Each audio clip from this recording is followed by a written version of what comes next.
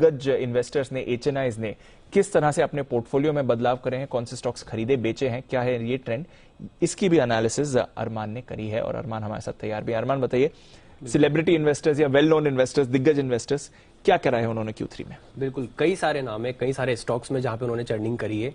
सबसे पहले अगर हम बात करें डॉली खन्ना की बात करें तो उन्होंने चेन्नई पेट्रो में, अगर आप बात करेंगे चेन्नई पेट्रो में उन्होंने Q3 में है वो हिस्सेदारी घटाई है, 2.57% से घटाकर 2.2% कर दी है।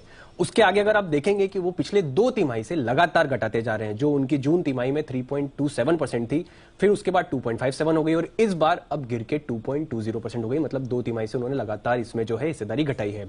उन्हीं की बात करें तो उन्होंने नितिन स्पिनर्स में भी अपनी हिस्सेदारी घटाई है, 1.52% से इस बार जो उनकी हिस्सेदारी घटकर 1.39% हो गई है। और यहां पर भी अगर आप देखेंगे तो उन्होंने पिछले 3 तिमाही से वो लगातार जो है अपनी हिस्सेदारी यहां पर घटाते जा रहे हैं। जो मार्च 2022 में लगभग 1.77% थी, वो गिरकर 1.54%, 1.52% और अब जो आई है 1.39% आती हुई दिखी है।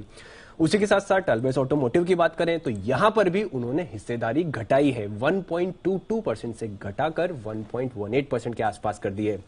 अब आशीष कचोलिया साहब की बात करें तो उन्होंने गोल्डियम इंटरनेशनल एक कंपनी है, उसमें उनका शेयर होल्डिंग पैटर्न में जब आपका 1% से ऊपर अगर अधिक आपकी शेयर होल्डिंग हो जाती है तो नाम आता है। तो उसमें उनका पहली बार जो है शेयर होल्डिंग पैटर्न में उनका नाम आया है। जो उनकी हिस्सेदारी है 1.01% है। मतलब यहां पर उन्होंने कुछ ना कुछ जो है माल या तो फिर पहले थोड़ा था वो बढ़ाया है, या फिर ये हिस्सेदारी जो है वो ज्यादा घट के अब 1% आई है, इसलिए शेयर होल्डिंग में उनका नाम आता हुआ दिखा है। अबेकस फंड सुनील सिंघानिया साहब की अगर बात करें तो उन्होंने टेक्नोक्राफ्ट की अगर आप बात करेंगे तो उसमें उन्होंने हिस्सेदारी जो है वो बढ़ाई है, 2.8% से बढ़ाकर 2.97% पर कर दी है।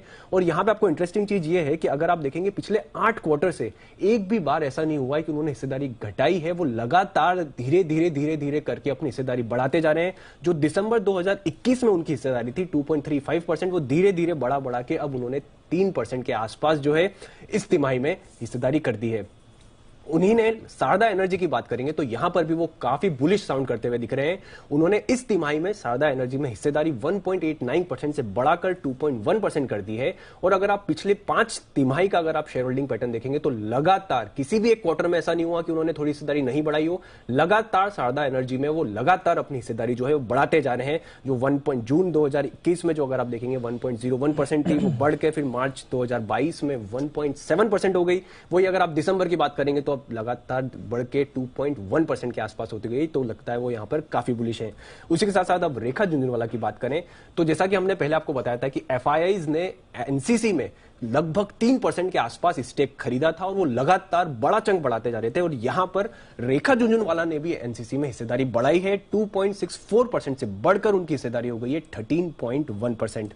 टाटा कम्युनिकेशन की बात करें वहां पर भी रेखा झुंझुनवाला ने हिस्सेदारी बढ़ाई है, 1.61% से बढ़ाकर उन्होंने हिस्सेदारी कर दी है लगभग 1.8% की।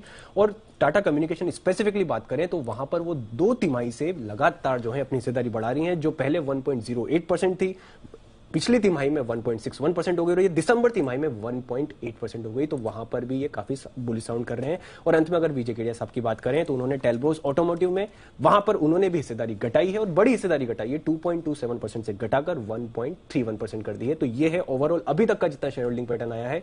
जो सेलिब्रिटी इन्वेस्टर्स है उन्होंने कहां पर हिस्सेदारी खरीदी और कहां पर हिस्सेदारी घटाई। तो एनसीसी में लगातार बढ़ रही है हिस्सेदारी इनकी, वो एफआईआईज ने भी बढ़ाई है और रेखा झुंझुनवाला ने भी बढ़ाई है।